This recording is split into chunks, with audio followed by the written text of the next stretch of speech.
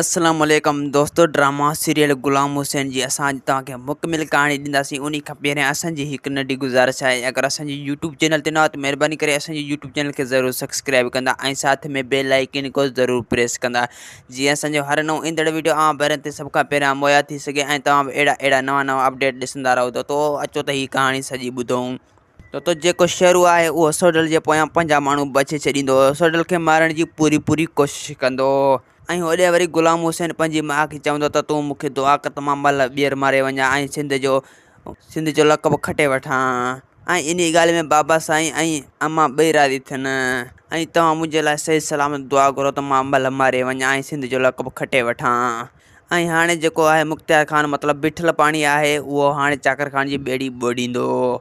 छो जो चाकर खान उन जी ज़ाल मथां निकाह जे मथां निकाह करे वेठो आहे, उन जे करे तो मुख़्तियार खान मतिलबु बिठल माणी हाणे चाकर जो ॿेड़ो ॿोड़ींदो।